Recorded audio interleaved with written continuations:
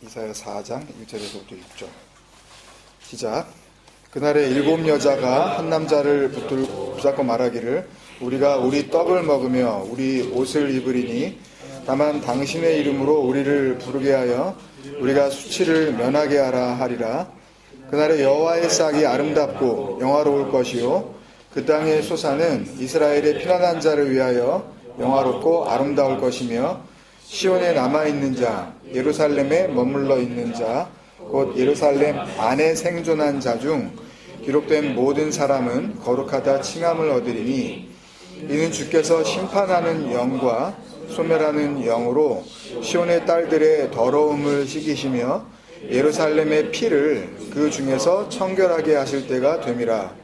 여호와께서 거하시는 온 시온산과 모든 지폐 위에 낮이면 구름과 연기, 밤이면 화염의 빛을 만드시고 그 모든 영광 위에 덮개를 두시며 또 초막이 있어서 낮에는 더위를 피하는 그늘을 지으며 또 풍우를 피하여 숨는 곳이 되리라. 아멘. 이사야서 5번째 시간입니다. 공의로운 가지 체마흐라는 제목으로 같이 말씀 나누겠습니다. 이사야 2장이었죠. 그 말씀을 통해서 이미 우리에게는 그 익숙한 그 바이옴 하후 그날에 대한 말씀이 4장에서도 계속이 됩니다. 이 그날이라는 이 바이옴 하우는 이미 그 2장에서 하나님께서 표현하신 대로 그 아하리트 하야밈 그 마지막 날을 가리키는 지시대명사라고 그랬죠. 마지막 날. 그리고 이 마지막 날은 지구가 멸망한다든지 그런 날이 오면 그게 또 마지막이겠죠. 그러나 성경은 그런 말씀을 하시려고 하는 게 아니고 복음을 말씀하시려고 하고 있고 또 개개인의 이 육적인 죽음을 의미하는 그런 그 종말론적 단어가 아니라 예수님께서 오셔서 말씀하신 것처럼 내 아버지의 뜻은 나를 보내신 이의 뜻은 그 보내신 아들을 보고 믿는 자마다 영생을 얻는 이것이니 마지막 날에 다시 살리는 이것이니라고 말씀하신 것처럼 이사야서에서 지금 말씀하시고 있는 이 마지막 날의 의미는 그날이 가리키고 있는 그 말씀의 의미는 하나님의 뜻 안에서 그러니까 아들 하나님의 생명을 품고 있는 어떤 그 대상을 통하여 다시 살리심을 받느냐 그렇지 못하느냐의 그 영원한 구원과 영원한 심판의 의미를 말씀하고 있는 그런 표현이라는 거죠. 뭐가? 마지막 날이 그날이라는 그 단어가 가지고 있는 그걸 통해서 말씀하시려고 하는 하나님의 그 마음이 그렇다면 이 이사야 말씀을 이사야서에 기록되어 있는 이 말씀을 한 사람의 인간인 선지자 이사야가 하나님께로부터 받아서 먼저 이 말씀을 들었어야 하는 1차적인 대상인 그 당시에 그 남유다에 아직 포로로 잡혀가지 않은 그 백성들, 전반적으로 보면 이스라엘 사람들에게 기록과 말로 이거를 전해줬다면, 실제로 그랬으니까 이게 남아있는 거니까, 실제로 그랬으니까요. 이 마지막 날, The Last Days라고 하는 것은 이미 그들 모두가 맞이한 거란 말이에요. 뭘 통해서? 이사야를 통해서 주시는 그 하나님의 말씀을 통해서 마지막 날은 이미 맞이한 거란 말이에요. 역시 우리도 마찬가지죠. 그 당시에 그 사람들만 해당이 되고 우리는 해당이 안 되는 게 아니라 우리도 해당이 되는 거죠. 근데 그렇게 이 마지막 날의 말씀을 하나님께서는 이사야를 통해서 주시는데 누군가는 그 한 인간인 이사야를 통해서 전하시는 하나님의 그 복음에 의하여 다시 살리심을 받는 그날로서 마지막 날을 맞이하게 되는 거고, 또 어떤 사람들은 똑같은 말씀을 이사야서의 말씀을 듣고 읽으면서도 다시 살리심을 받지 못하는 그날로서 마지막 날을 맞이하게 된다라는 말씀이란 말이에요. 역시 우리도 똑같은 거죠. 같은 말씀을 놓고 이사야서의 말씀이 마지막 날이라는 의미로 복음으로 주어질 때에 이미 역사 속에서 이스라엘 백성들은 다 없어졌고, 그리고 이제 남아있는 우리에게 이 복음이 주어졌는데, 그러면 이 복음의 대상은 나 아닙니까? 뭐 옆에 있는 사람도 다 필요 없고, 지금 일단은 지금 이 복음은 나를 향해서 지금 하시는 거니까, 그러면 나는 이 마지막 날이 어떤 마지막 날로 나에게 지금 주어지고 있냐라는 말씀인 거죠. 하나님이 그 말씀을 하시고 있는 거죠. 성경이 역사가 흐르고 있는 내내 생명의 복음으로서 의미가 분명히 있다면, 그러면 이 말씀은 여러분에게 뭡니까?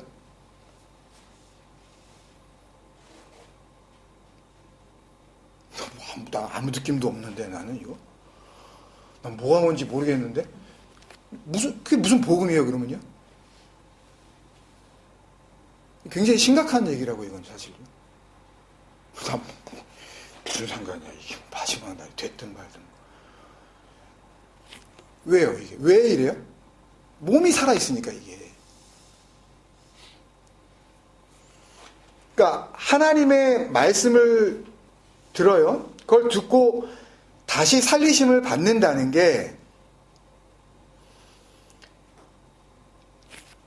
아버지께서 보내신 그 아들을 보고 믿는 자마다 영생을 얻었고 마지막 날에 내가 다시 살리는 이것이니라고 말씀하신 것처럼, 하나님의 그 마지막 날이라는 이 복음의 그 내용을 듣고 누군가는 다시 살리심을 받았다는 게, 그 사람들은 지금 다 무덤 속에 지금 다 이렇게 백골로 다 들어가 있다가 그 말씀을 듣고서 이렇게 살이 타다닥 붙으면서 육적으로 살아났다는 이야기가 아니잖아요.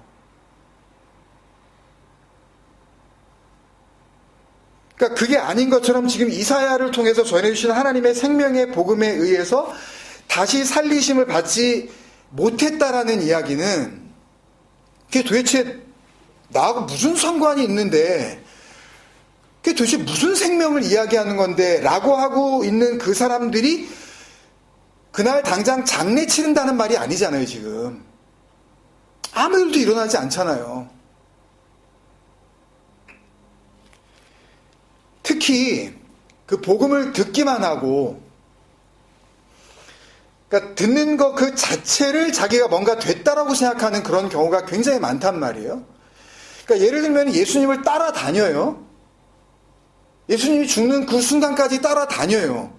그러면 따라다닌 모든 사람들이 다 복음 안에서 진리의 백성들이 다 됐나요? 다 되나요? 그러니까 어떤 그 특별한 복음이라든지 굉장히 어떤 그 특이한 설교를 지금 내가 알아듣고 있다는 그 자체를, 뭔가 다른 사람은 지금 알아듣지 못하는 그런 설교를 내가 들음으로써 복음을 내가 알고 있기 때문에 나는 상당히 지금 그 문제가 없는 구원을 이루고 있다, 내가 잘하고 있다라는 것으로 내가 믿어버리면,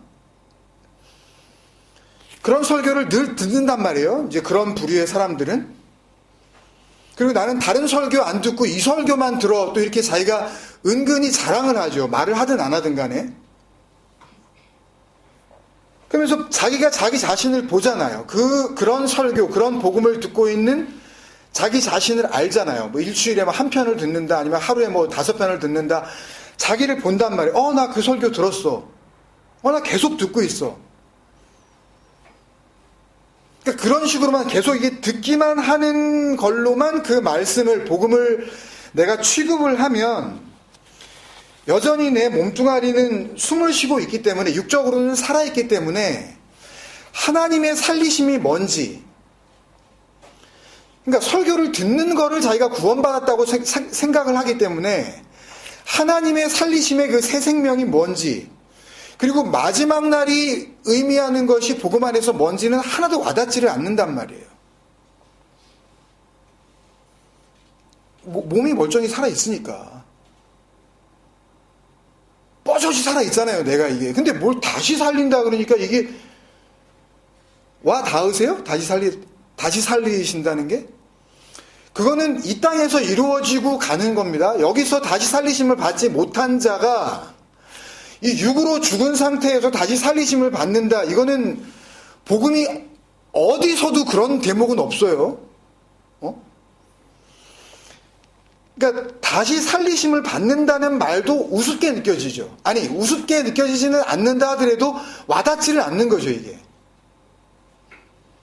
내가 지금 살아 숨쉬고 있는 생명이 너무 생명 같으니까 이게 살았다라고 보시기 때문에 여러분들이 두 눈 시퍼렇게 뜨고 뭐 머리 쌩쌩 돌아가고 내가 힘을 다해서 그 설교 다 드러내고 있고 그걸 내가 납득을 하고 있으니까 뭐 마지막 날이라는 표현도 적어도 내가 한 100살까지는 살 것 같은 느낌이 드는 거예요.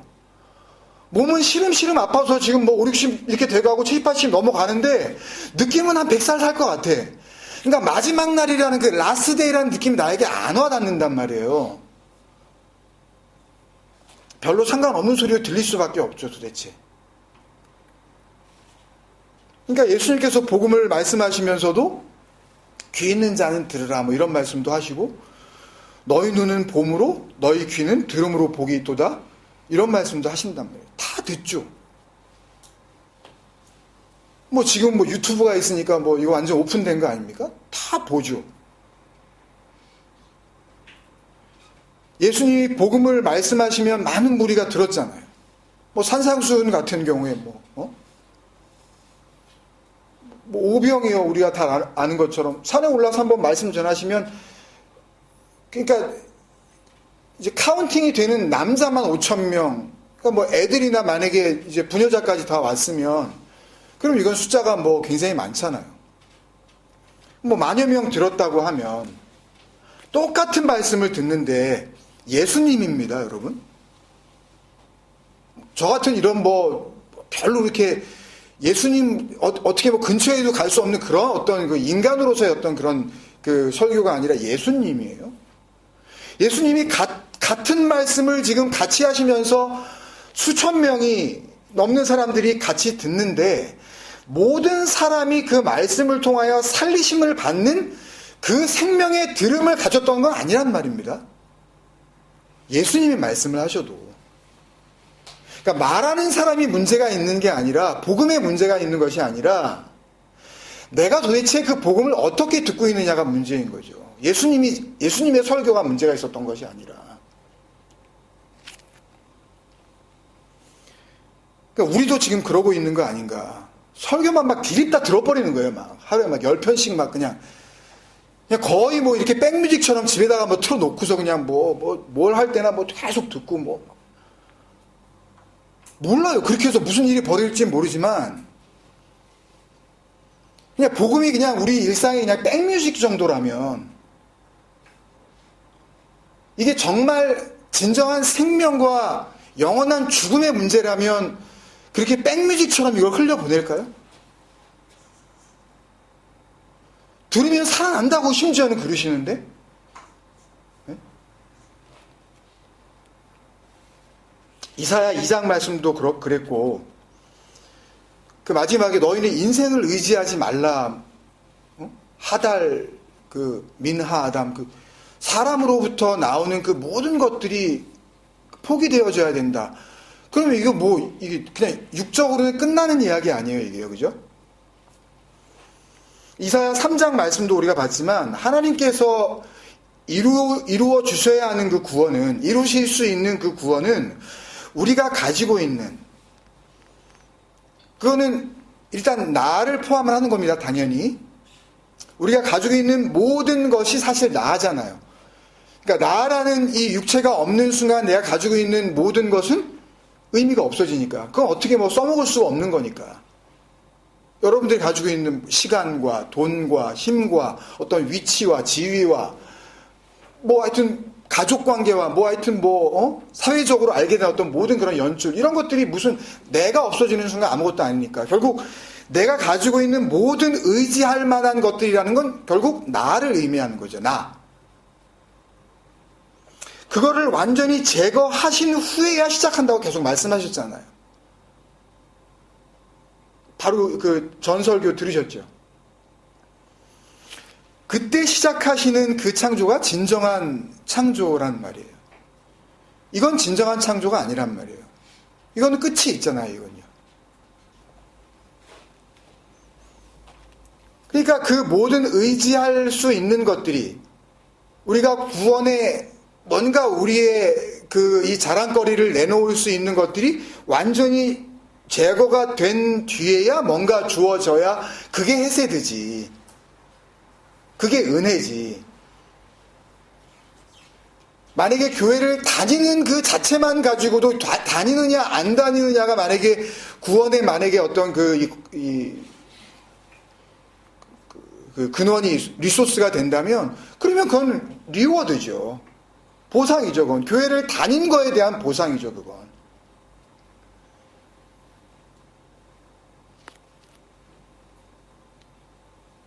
그러니까 이 일은 하나님의 그 생명을 주시는 일은 하나님께서 우리의 육적인 생명이 있는 동안에 완성하시는 일이라서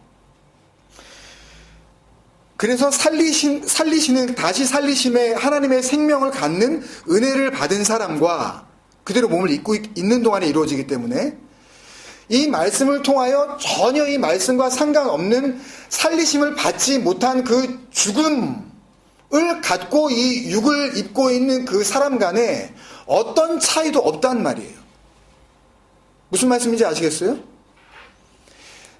육적으로 살아있는 동안에 다시 살리시는 복음이 역사하시기 때문에 도대체 이 한 인간이 정말 하나님의 생명을 갖고 있는 진리의 사람인지 아니면 거짓의 자식인지 이거를 사람으로서는 그냥 겉모습만 봐서는 알 길이 없단 말이에요. 그러니까 그런 소리가 나오는 거예요. 죽어봐야 아는 거 아니냐. 그렇지 않아요. 복음에 비추어 보면 그건 분명하게 드러나게 돼 있어요. 내가 이 말씀이 단순히 내 기분 좋게 해주고 있는 나를 위로하는 그런 말씀인지 아니면 근본적으로 하나님의 생명이 주어지는 그런 신비스러운 일이 일어나는 지금 복음인지. 그러니까 지금 이스라엘이 이 이사야 선지자 시절에 겪고 있었던 상황에서 볼 때는 죽어봐야 안다는 그런 소리가 줄어들 만한 그런 입장에 놓여 있기는 해요. 이스라엘 백성들은. 그런 소리는 안 나올 지금 지경이에요.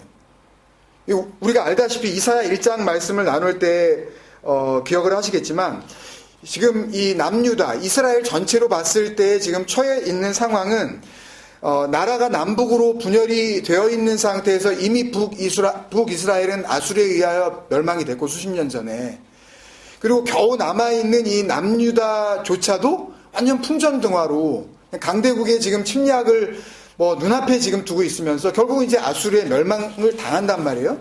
그러니까 언제 망하느냐가 문제일 정도로 생존 자체의 위협을 느끼고 있었던 거예요. 그러니까 그런 일이 벌어지지 않을 거야 라고 생각하는, 예를 들면 한국 같으면 막 북한에서 이렇게 미사일 쏘고 이런 폭탄, 이런 핵폭탄 이런 거 실험하고 그러면 오히려 호주에 있는 우리나라 외국에 있는 그 언론들은 지금 이렇게 위험하다 큰일 났다 그러는데 한국에 사시는 분들은 그런 일 안 벌어져. 오히려 그러잖아요. 오히려 전화하고 걱정하고 그러면 절대 그런 일 안 벌어져. 근데 이스라엘은 지금 벌어졌단 말이에요. 지금 반쪽이 지금 없어졌단 말이에요. 지금 그러니까 실제로 벌어진다는 걸 알고 있는 거죠. 진짜 이런 일이 벌어지는구나. 나라가 없어지는구나. 사람들이 완전히 그냥 쓸려가는구나. 그냥 포로로 그냥 잡혀가는구나. 응? 생계가 위협받고 있을 때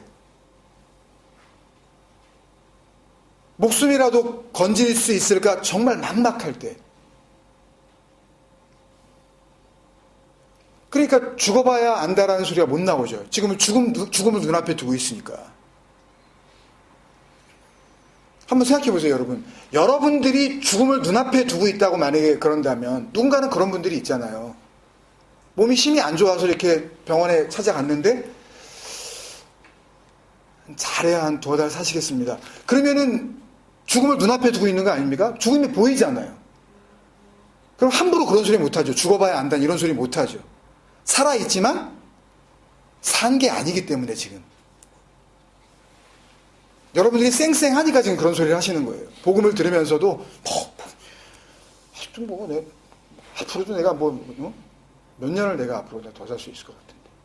내가 나이가 몇인데 벌써 죽음이 나오고. 그러니까 보통 이럴 때요, 여러분. 다른 종교도 마찬가지지만 뭐라고 기도하겠어요? 하나님을 믿는다는 그 사람들이요. 아니, 하나님이 뭐라고 말씀해 주셨으면 좋겠어요? 이스라엘이 지금 유대가 지금 그런 상황에 지금 당하고 있잖아요. 그냥 바람 불면 꺼질 그런 나라예요, 지금. 어떤 말씀을 해주셨으면 좋겠어요? 여러분들 생계가 막막할 때.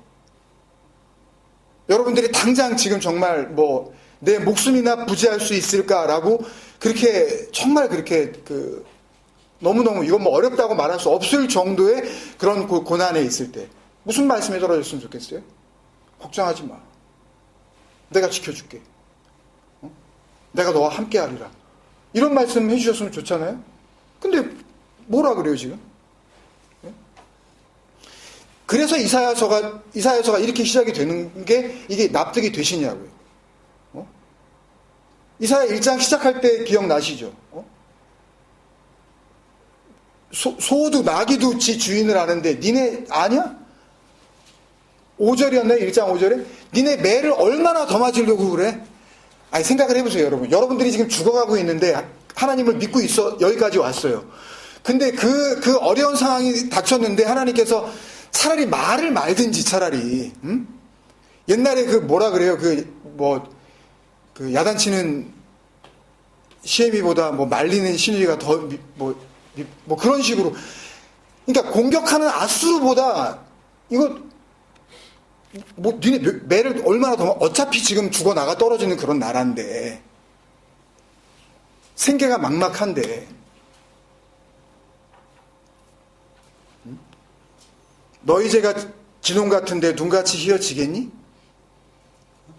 이 지렁이 같은 너희들아, 니네들이 양털같이 되겠어? 이런 얘기를 들으면 그 하나님이 어떻게 이게 하나님이야? 이게 사랑의 하나님이야? 그럼 언제나 기준이 뭐가 되는 거예요? 내가 되는 거죠, 그냥. 하나님도 내가 원하는 대로 말해. 내가 듣고 싶은 걸 얘기를 해. 그래야 복음이지. 내가 지금 당한 상황을 당신이 알면 하나님이라며. 뭐 복음이 그따위야. 지금 내가 상황이 어떤데 지금.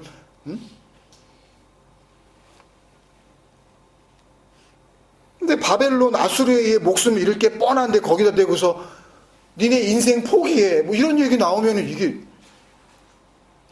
이건 무슨 이건 어떻게 해야 돼요? 이런 말씀이 떨어지면요. 그러니까 남 얘기라고 자꾸 생각하지 마시고요. 그게 지금 그 역사에 있었던 사람들은 다 없어졌다니까요. 그럼 결국 이 말씀에 대한 해당은 나한테 지금 있는 거 아닙니까? 근데 이게 하나님은 복음을 말씀하시지 저주를 말씀하시는 게 아니니까. 그럼 이 복음 앞에서 여러분들은 어떻게 하실 거냐고요.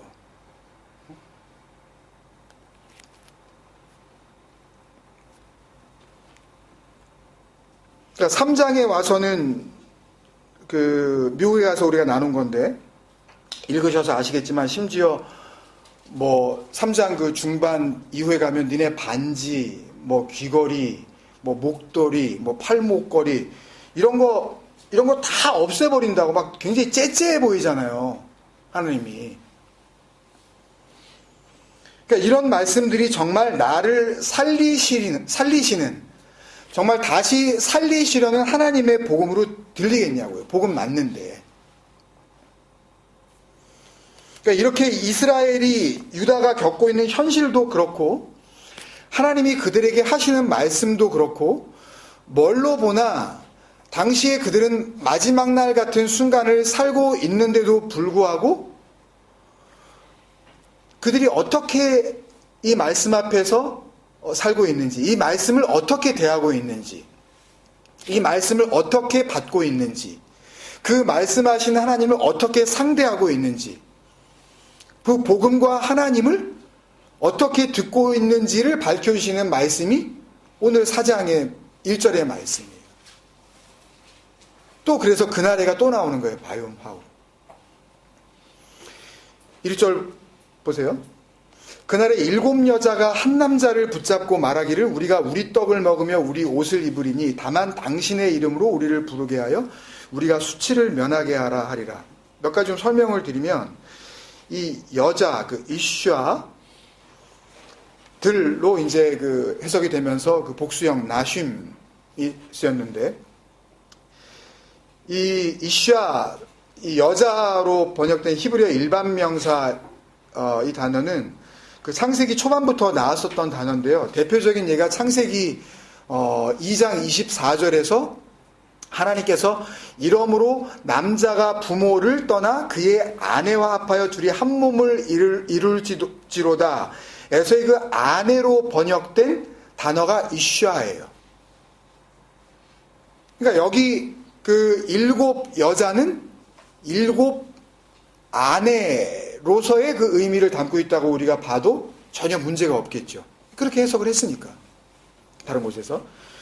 그리고 한 남자, 그 이쉬 에하드로 그 번역된 그 남자 이쉬는 지금 바로 읽어드린 창세기 2장 24절에 그 남자가 부모를 떠나 할 때 그 남자. 그게 이쉬예요. 근데 창세기, 여기서 남자라고 그냥 했는데 창세기 2장에서는 창세기 3장에 가보면 창세기 3장 16절에 그러니까 선악과를 따 먹은 후의 이야기들이 이제 나오는 그런 장면에서 하나님께서 또 여자에게 이르시되 이것도 또 이슈아입니다. 내가 내게 임신하는 고통을 크게 더하리니 내가 수고하고 자식을 낳을 것이며 너는 이쉬를 원하고 남편을 원하고 이렇게 되어 있죠. 여기서 번역을 그렇게 했죠. 여기서는 지금 이사야서에서는 남자로 번역한 걸 또 창세기에서는 남편이라고 했죠. 그러니까 남편의 의미를 갖고 있는 거예요. 그러니까 이쉬가 남편은 너를 다스릴 것이니라 하시고 이게 전부 뭐였죠? 그리스도를 통한 구원의 복음이었잖아요. 그죠? 그러니까 지금 이사야 4장 1절에 나오는 7 여자와 이 한 남자의 이야기는 그날, 그 마지막 날에 꼭 있어야 하는 생명의 남편이 되신 그 하나님, 그리고 그 마지막 날이 되어서야 그 한 남편을 얻고자 하는 7 여자들, 7 아내들이죠. 그죠? 하나님은 복음이시고 또 그 복음이신 남편이신 생명을 준다는 의미에서의 남편입니다. 그리고 그 여자들은 그 복음을 받아야 하는 남편이 주는 생명을 받아야 하는 그 복음 앞에 선자의 모습을 지금 보여주고 계시는 거죠. 아시겠죠?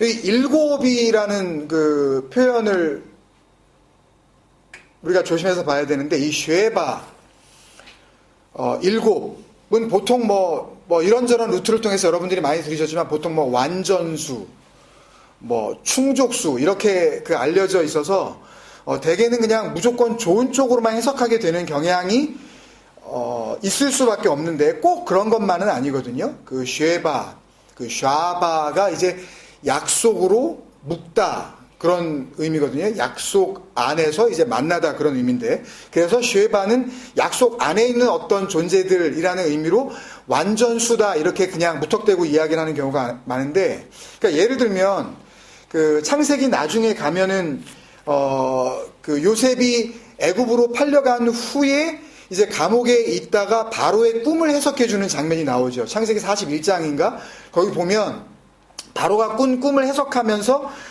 그 바로의 꿈 가운데에 이제 내용을 이야기하면 할 때 7 좋은 암소도 나오지만 어떤 암소도 나와요? 흉하고 파리한, 그러니까 뺏싹 말라버린, 그러니까 죽음을 앞둔 나쁜 암소 7도 나온단 말이에요. 그럼 앞에 있는 그 살찌고 좋은 암소는 쉐바, 일곱을 완전수, 좋은 숫자로 우리가 볼 수 있지만, 그러면 뒤에 파리하고 메말라서 죽어가는 일곱의 그 암소는 그러면 좋은 암소냐는 거예요.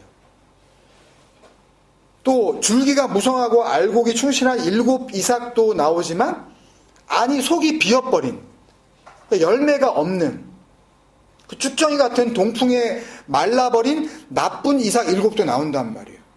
그러니까 일곱, 쉐바가 나왔다 그래서 그냥 무조건 이건 좋은 거, 이건 그냥 복음으로 다 완성된 거.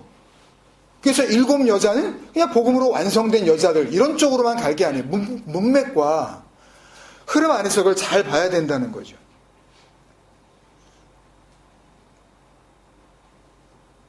그리고 한 남자에서 이 원 펄슨처럼 보이게 되는 이 한으로 번역된 그 히브리어 수사 형용사인 이 에하드는 그냥 단순히 어떤 한 남자가 있다라는 그런 이야기가 아니라, 이 에하드는 대표적인 예를 드리면 그 신명기 6장에 그 들으라 이스라엘 기억나시죠? 쉐마 이스라엘로 시작하는 그 말씀에도 나오는 단어인데, 들으라 이스라엘아 들으라, 우리 하나님 여호와는 오직 유일한 하나님이시니 할 때 그 오직 유일한이라고 번역한 그 단어가 에하드예요. 그러니까 한 남자라고 번역하기보다는 어떻게 보면 the only husband이라고 번역하는 게 복음적으로 더 맞는 거죠. 그 유일한 남편으로서의 그 씨를 가진, 생명을 가진 남자. 쉐마 이스라엘, 여호와 엘로헤는 아도나이 에하드 그랬거든요. 그러니까 유일한으로 번역한 단어가 에하드예요. 그러니까 뜻이 좀 더 분명해지죠. 오늘 4장 1절 말씀이, 그날 그 복음 앞에서 다시 살리심의 생명의 마지막 날이 되느냐, 아니면 그렇지 못한 날로 그냥 끝나고 마느냐. 그 다시 살리심의 갈림길 앞에 서 있는 그 일곱 여자들, 모든 여자, 수많은 여자들이 거기에 다 해당이 된다는 이야기죠. 그때 그들이 필요로 하는 진정한 한 남편인 그 에하드 이씨, 그 생명을 가진 그 한 남편을 요구하고 있는 많은 여자들이죠. 그들이 그 오직 유일한 한 남편을 붙들고 이야기를 하는 겁니다. 뭐라고 그래요? 그 다음에? 그러니까 남편이 필요한 건 알기는 아는 거예요. 그 마지막 날에 구원을 주셔야 될 분이 누군지는 아는 거예요. 마지막 날이 돼서야. 뭐라 그래요? 우리 떡을 먹으며. 근데 아시지만 3장에서 하나님께서 뭐라 그래요? 시작하시자마자 너희가 의지하던 모든 양식, 그 떡, 지금 여기는 떡으로 해석을 했고, 그 레헴이라는 단어가, 지금 3장에서는 지금 양식이라고 해가지고 이게 다른 단어처럼 느껴지지만 같은 레헴이라는 단어입니다. 라함, 그냥 먹다예요. 레헴, 그들이 의지하는 양식. 하나님께서 그걸 뭐라 그러셨어요? 너희들이 의지하는 그 양식, 그 물, 그거 수루, 그 take away, remove 해야 된다 그러셨잖아요. 근데 남편은 요구하면서 지금 자기들이 먹는 떡 먹겠대요, 지금. 그리고 우리 옷을 입겠다 그래요. 여기서 그 옷이라고 번역하는 이 시물라라는 이 헬라어 단어는 자막에 쓰지 않았어요. 이 이사야 3장 6절, 7절에서 나오는 그 옷인데요. 이 옷은 그냥 단순히 어떤 그 옷으로서의 의미보다는 하나님께서 이스라엘 백성들에게 이제 가나안에 들어가게 되면 가나안에 들어가서 어떻게 살아야 되는지에 대해서 말씀을 하시면서 뭐 땅에 있는 형상으로나 하늘에 있는 형상으로나 물속에 있는 어떤 형상으로나 어떤 형상으로도 우상을 만들지 말라 할 때의 그 형상 있지요. 그 시물라, 그게 그 세멜이에요, 그게요. 그걸 옷. 그러니까 결국은 그 남편 앞에서 우리가 먹던 그 떡, 그리고 우리가 섬기던 그 우상, 그들은 그걸 그냥 하나님이라고 부릅니다. 그냥 야훼라고 부르면서도 성전에 가서 열심히 그 하나님을 섬기는 거죠. 그거를 입을 테니까. 근데 그렇게 해서라도 뭐는 얻겠다는 거예요? 남편의 이름을 얻고 수치도 면하겠다는 거예요. 여기서 그 7 여자가 면하고 싶다는 이 수치는 헤르파인데, 헤르파는 이사야서에서도 앞으로 한 5번 더 나오지만, 헤르파는 하나님이 주시는 구원과 생명을 받지 못한 그냥 사망에 머물고 있는 상태를 가리키는 단어예요. 그러니까 아까 그 창세기 2장 24절에서 남자가 부모로 떠나 여자와 한 몸을 이룰지라, 이 한 몸을 이루지 못한 상태. 그러면 수치스러운 거예요. 하나님 앞에서. 그걸 부끄러움이라 그래요. 그러니까 수치를 면하게 해달라는 말은 그 생명의 근원 되시는 그 남편이신 유일한 그 하나님 앞에서 구원을 이루어 달라는 그런 요구를 하고 있는 거죠. 어떻게 해요? 우리 떡을 먹고 우리의 우상을 그대로 섬기면서. 그러니까 내가 내 힘 다해서 교회도 열심히 다니고 헌금도 내고 봉사도 하고 시간을 내서 단기 선교도 갔다 오고 뭐 어려운 사람도 도와주고. 그러니까 그게 나쁘다는 이야기가 아니라 그거는 구원의 재료로서 아무런 의미가 없는 거라는 것을 이제 모르는 거죠. 그러니까 앞선 그 이사야 3장에서 이미 누누이 말씀하셨는데, 하나님의 복음이 정말 이스라엘 너희를 살리는 복음이 되기 위해서는 너희들이 의지하는 떡, 너희들이 먹는 양식, 너희들이 마시는 물, 너희들이 입던 옷, 그 3장 22절 뒤에 보면 너희들의 그 예복, 겉옷, 목도리, 손주머니, 이거 설명드렸죠? 손거울, 세마포 옷, 머리 수건, 너울, 그거 제하시리니, 수루. 그러니까 그걸 다 없애야 되는 거야. 그걸 그대로 의지한 채 구원이 시작될 수 없는 거야 라고 분명히 하나님의 그 생명의 복음, 그 구원이 시작되는 그 하나님의 역사하심의 그 길을 알려주셨는데도 불구하고 마지막 날을 맞이하는 그 7 여자들은 여전히 자기들이 생각하는 구원의 양식과 생명의 옷을 끝끝내 포기하지 않아요. 아니, 못해요. 그러면서도 이 헤르파, 사망의 수치가 아사프, 없어져야 된다는 거는 알 거라는 말씀이죠. 이렇게 마지막인 그 바이옴하우 그날을 맞이하면서도 자기들이 가지고 있는 것들을 구원의 소망으로 내놓으면서 유일하신 구원자 그 하나님의 그 생명, 그 남편을 필요로 하는 수많은 여인들이 있는가 하면 그게 1절이에요. 끝이에요. 그게. 히브리어 원문 성경을 보면 4장 1절로 일단락이 끝나요. 그리고 2절에서 다시 시작이 돼요. 같은 그날에 또 어떤 일이 벌어지냐 하면 이미 진정한 생명의 근원이 되는 하나님을 유일한 남편으로 만나고 그 남편만이 가지고 있는 그 생명을 받아 이미 그 남편에 의하여 새 생명을 얻은 자들이 이흐에 스스로 존재하는 자라고 말씀하시는 그 하나님의 존재 방식과 똑같은 그 생명으로 존재하고 있을 것이라는 의미의 단어가 2절 첫머리에 나오는 그 여호와의 싹, 그 오늘 설교의 그 제목이 된 그 공의로운 가지 체마흐예요. 싹, 체마흐.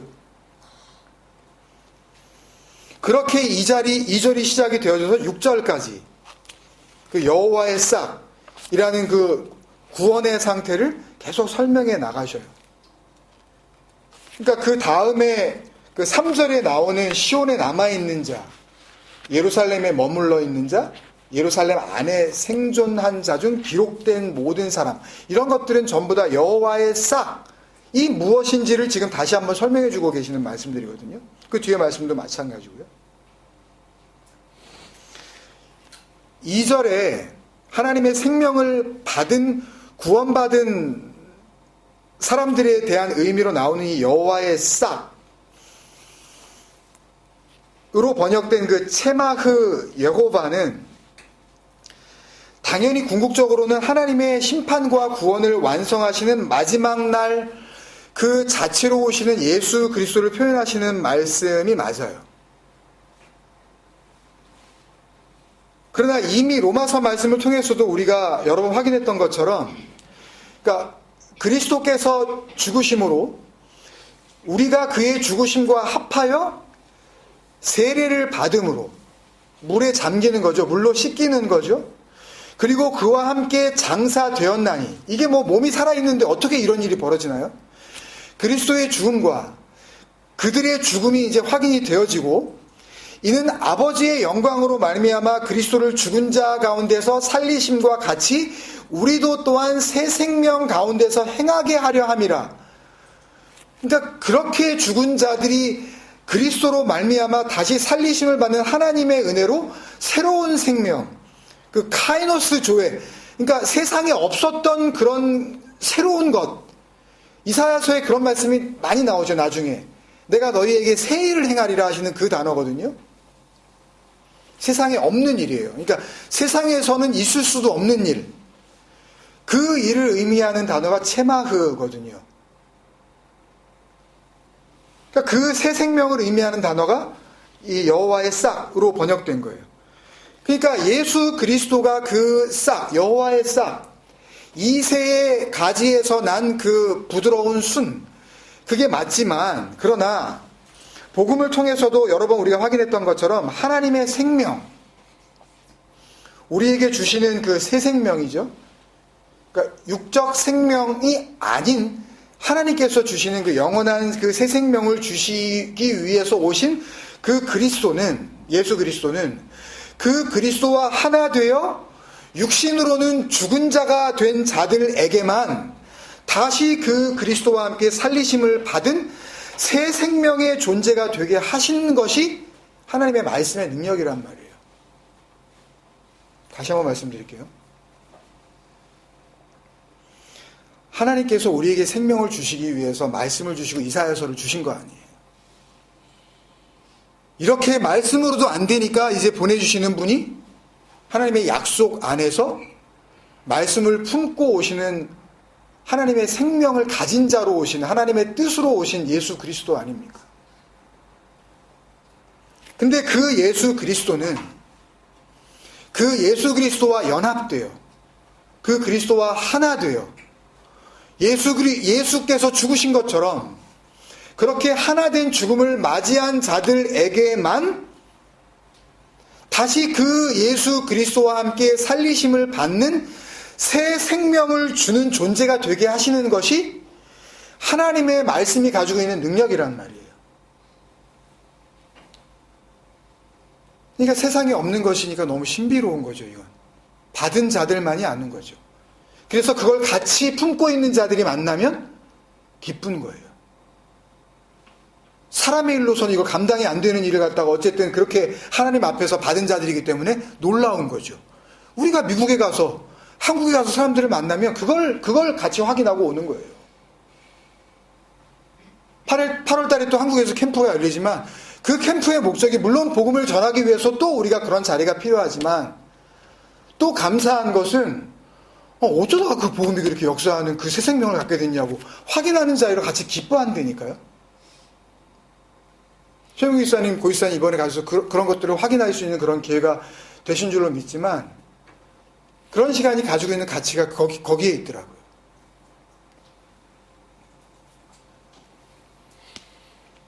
그래서 오늘 2절 말씀에 나오는 그 체마흐 여호와의 싹은 예수 그리스도를 말씀하시는 것이 맞습니다. 그러나 거기에서 끝나는 것이 아니라 예수 그리스도와 같이 하나님의 진리의 말씀을, 그 진리의 말씀 안에 담겨져 있는 그 하나님의 생명을 자신들의 생명으로 갖게 된, 살리심을 받은 자들이 있다는 그 복음의 역사를 알려주시는 단어이기도 한 거예요. 예루살렘에 남은 자들이, 생존해 있는 자들이 있었다. 거기 막 이렇게 아수르가 침략했는데 어디 지하에 꽁꽁 숨어가지고 간신히 목숨을 구한 아주 그 똑 떨어진 인간들이 있었다는 얘기가 아니라, 복음이 그런 거 그런 걸 얘기를 해서 뭐 하겠어요, 지금. 잘 숨었네? 그리고, 예? 이 말씀을 예레미야 33장에서 한번 확인해 주시는데요. 같이 한번 또 보겠습니다. 예레미야 33장 14절부터 16절.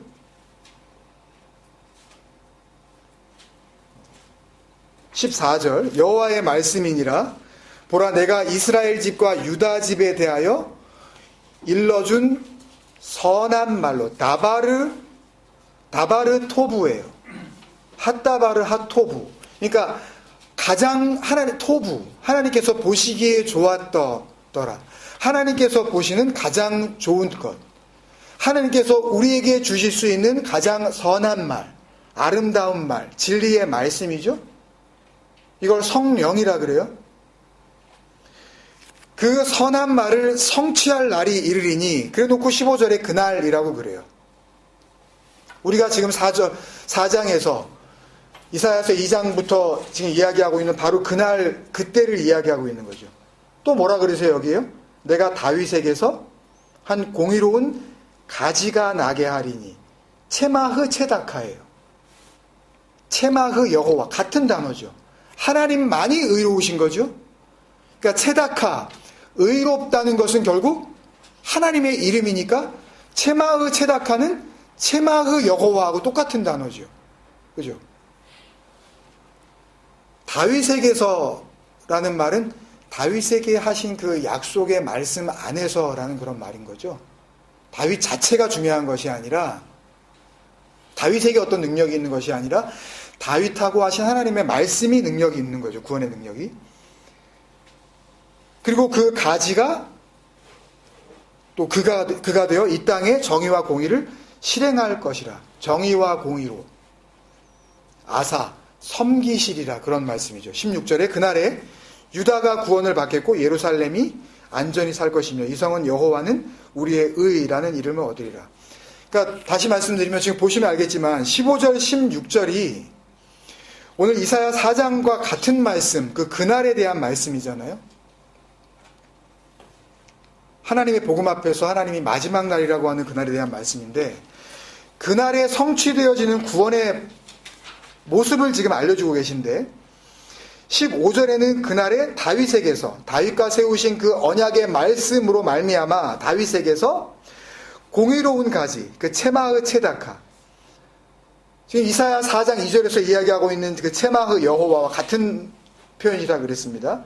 그 공의로운 가지가 나타나고, 뭐가 주어지면, 말씀이 주어지면, 진리의 말씀이 떨어지면 하나님의 말씀이 그 선한 말로 그렇게 역사하게 되어지면, 그러면 공의로운 가지가 나타나고 그 가지가, 그 여호와의 싹이 정의와 공의로 그 땅을 섬기신대요.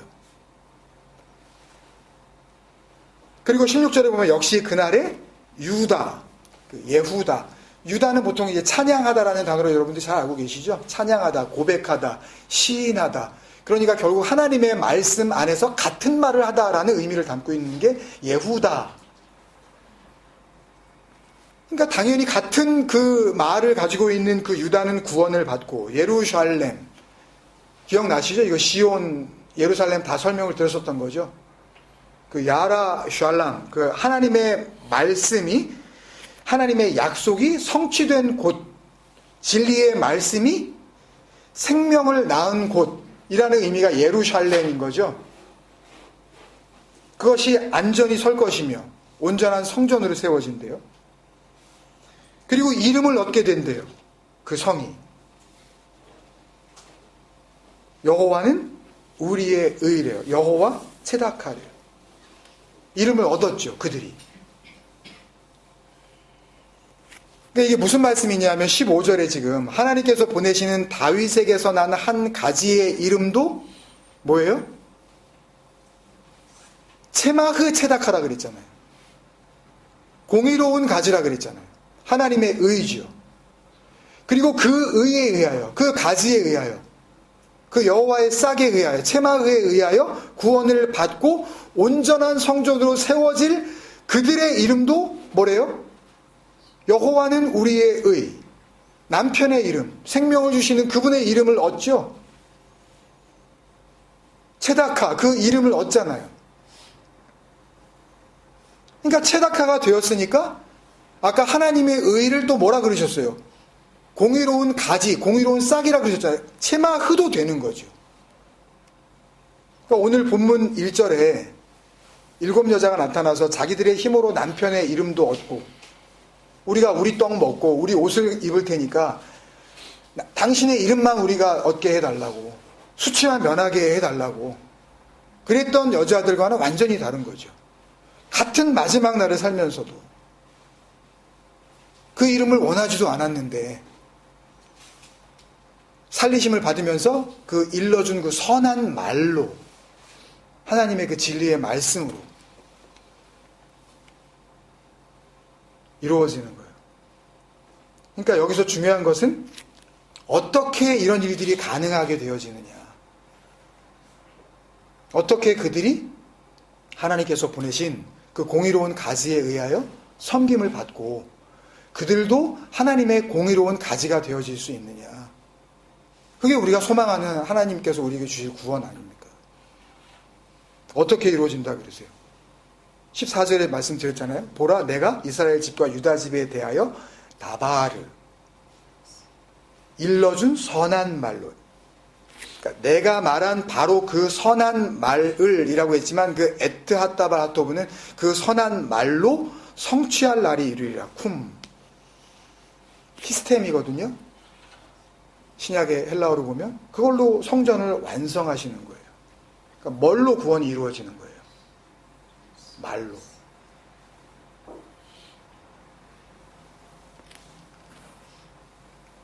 그러니까 말씀 안에 담겨져 있는 그 말을 하시고자 하는 하나님의 그 마음으로서의 그 생명, 그 진리로 구원이 이루어지는 거예요. 그래서 주님께서 자주 그러시는 거예요. 어떻게 듣나 한번 조심해 봐봐. 이 말씀이 너에게 어떻게 들리나 한번 잘 좀 생각 좀 해봐봐. 왜? 거기서 마지막 날이 멸망의 마지막 날이냐? 아니면 다시 살리심 받는 생명의 마지막 날이냐로 그렇게 완전히 갈려버리기 때문에 어떻게 도와줄 수도 없는 거예요. 그러니까 하나님께서 일러준 그 다바르 하신 진리의 말씀으로 예수 그리스도로 보내신 거죠. 그죠? 아버지의 뜻으로 보내심을 받은 거니까. 그렇게 여호와의 싹도 나고 그 공의로운 가지와 함께 그 진리의 영 예수 그리스도와 함께 모든 수치를, 그 부끄러운 구원을 가로막는 그 사망, 그 수치도 제거하신 의로운 하나님의 백성들도 세워주시는 거죠. 그리스도와 함께 살리심을 받는 거예요.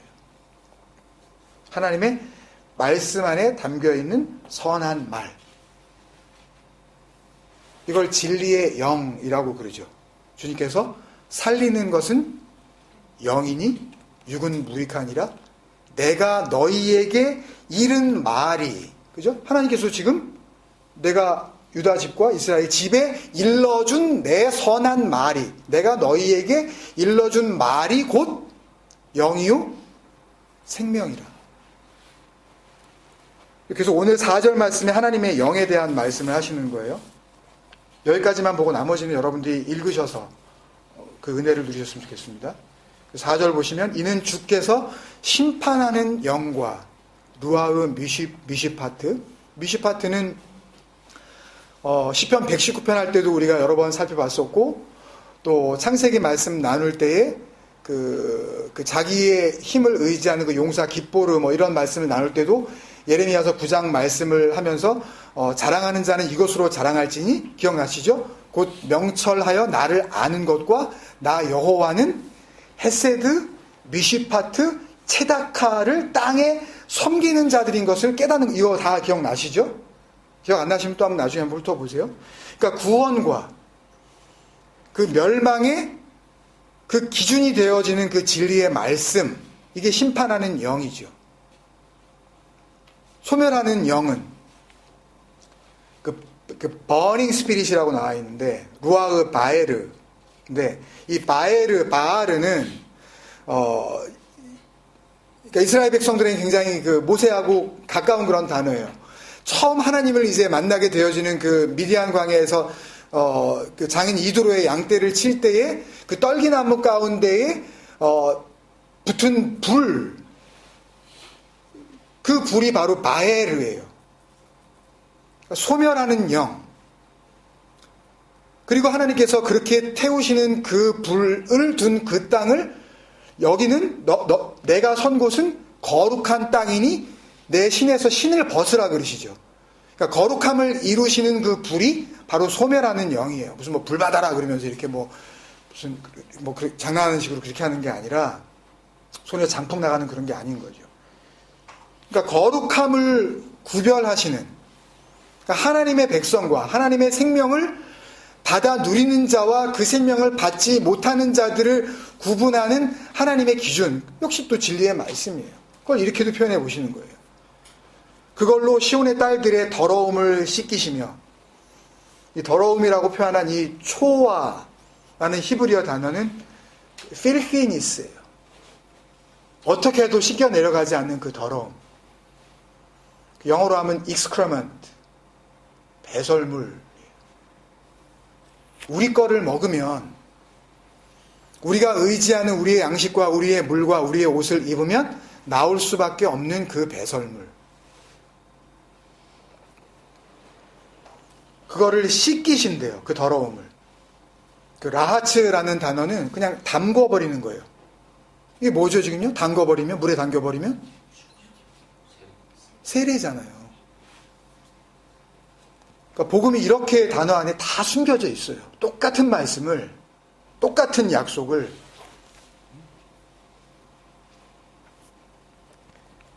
그러니까 우리가 생각하는 구원, 내가 하나님을 사랑하고 시간을 쪼개서 드리고 헌신을 하고, 그러니까 이런 걸 하지 않는, 그러니까 이런 쪽으로만 이제 또 치닫는 사람들이 생길 수밖에 없는 그런 또 문제가 있지만 어쩔 수 없어요. 그런 사람은 또 이제 그런 식으로 붙잡는 게 되는데, 그러니까 우리가 생각하는 구원, 그러니까 심지어는 구원 같은 게 무슨 필요가 있느냐는 자신을 믿는 자들을 포함하는 그들의 구원, 그죠? 뭔 하나님이 구원이 필요하며 까지 생각하는 그들도 구원이에요. 그게요. 자기를 믿죠. 그들은 자기의 힘과 자기의 물질과 자기의 능력을 믿죠. 교회를 다니든 안 다니든 건 상관없이. 그러니까 자기들이 생각하는 구원, 그들의 떡, 그들의 물, 그들의 옷을 입으면 결과적으로 나올 수밖에 없는 우리의 모든 육신의 열매, 그걸 뭐라 그래요? 그걸 초아라 그래요. 배설물이라 그래요.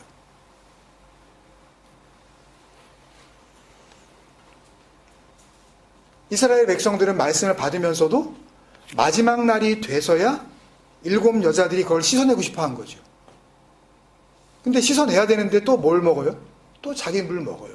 알면서도. 끝까지 못 버려요. 그래서 말씀으로 우리 육신 자체가 십자가에 못 박히는 그 신비스러운 체험이 없으면 복음은 절대 역사할 수가 없어요. 더 이상 어떻게 설명드릴 수가 없어요. 그 복음을. 그래서 예루살렘의 핏값을 청산하시는 거예요. 하나님의 약속이 이루어진 예루살렘. 예루살렘의 피를 그 중에서 청결하게 하실 때가 됩니다. 그래서 오늘 이사야 4장 5절에 말씀하시는 여호와께서 거하시는 온 시온산, 하나님께서 거하신 어떤 산이, 신비스러운 산이 있다는 것이 아니라 이제 우리가 구원받은 하나님의 생명을 가지고 있는 자들이 하나님이 거하시는 거룩한 죽음이 확인된 시온, 치온, 그 거룩한 땅이 되는 거죠. 6절에서 말씀하시는 더위를 피하는 그 그늘, 더 이상 메마름이 없는 거예요. 이제 가라지 않아요. 거기에는요. 하나님께서 주시는 하나님의 진리의 생수가 있기 때문에. 풍우를 피하는 숨는 곳, 전부 다 하나님의 생명 안에서 영원한 보호하심을 받게 된 자들의 그 여호와 싹의 가치가 무엇인지, 그 공의로운 가지로서의 하나님의 백성의 그 밸류가 어디에 있는지를 확인시켜 주시는 그런 말씀들이에요. 이런 분명한 말씀들이 살리시는 복음으로 들려지기 시작을 하면, 그렇게 들을 수만 있었다면 이사야서도 아마 4장 정도로 끝났을지도 몰라요. 근데 그때나 지금이나 그렇지 못해서 그런지 이사야서 말씀이 66장이나 갑니다. 그때까지 우리가 어떻게 살아있을지, 이걸 같이 나눌 수 있을지, 그건 뭐 아무도 모르지만, 아직 기회가 없는 건 아닌데, 그러나 기회가 있다고 말할 수도 없어요.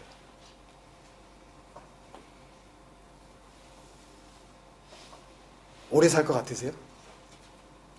계속 복음이 나에게 주어질 것 같으세요?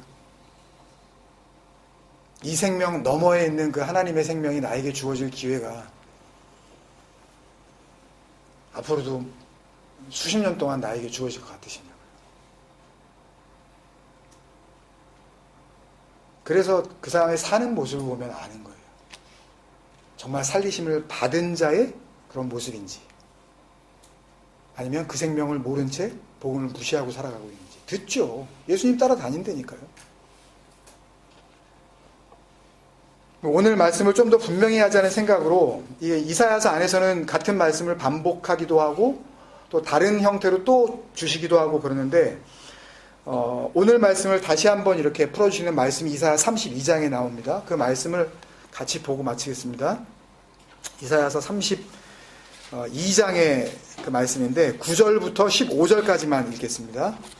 오늘 나눈 말씀들의 내용들을 생각하면서 그 7 여자와 마지막 날에 남편을 소망하는, 그러나 자기의 것들을 먹고 있는 그 여자들과 또 여호와의 말씀으로, 하나님의 그 영으로 세우시는 그 구원의 복음을 생각하시면서 같이 읽고 마치겠습니다. 이사야서 32장 9절에서 15절 시작. 너희 안일한 여인들아, 일어나 내 목소리를 들을지어다. 너희 염려 없는 딸들아, 내 말에 귀를 기울일지어다. 너희 염려 없는 여자들아, 1년 남짓 지나면 너희가 당황하리니 포도수확이 없으며 열매 거둔 일이 이르지 않을 것임이라. 너희 안일한 여자들아, 떨지어다. 너희 염려 없는 자들아, 당황할지어다. 옷을 벗어 몸을 드러내고 배로 허리를 동일지어다. 그들은 좋은 밭으로 인하여 열매 많은 포도나무로 인하여 가슴을 치게 될 것이니라. 내 백성의 땅에 가시와 찔레가 나며 희락의 성읍 기뻐하는 모든 집의 날이니 대저 궁전이 폐한바되며 인구 많던 성읍이 정막하며 오벨과 망대가 영원히 구렬이 되며 들나귀가 즐기는 곳과 양떼의 초장이 되려니와 마침내 위에서부터 영을 우리에게 부어주시리니 광야가 아름다운 밭이 되며 아름다운 밭을 숲으로 여기게 되리라. 아멘. 그 14절에 나오는 그 오벨은 그 오펠이라는 히브리어 단어의 그냥 음을 바로 따서 그냥 이렇게 쓴 건데요. 그러니까 아주 쉴만한 초장 같은 아주 그런 좋은 어떤 동산, 이런 것들을 지금 의미하는 그런 단어입니다. 기도하겠습니다. 사랑하는 아버지, 말씀의 은혜를 감사합니다. 내 말이 너희 안에 거하고 너희가 내 말에 거하면 너희가 나의 진리의 제자가 되고 진리를 알지니 진리가 너희를 자유케 하리라는 그 분명한 약속이 우리 모두에게 이루어지는 구원의 능력이 되게 하여 주시옵소서.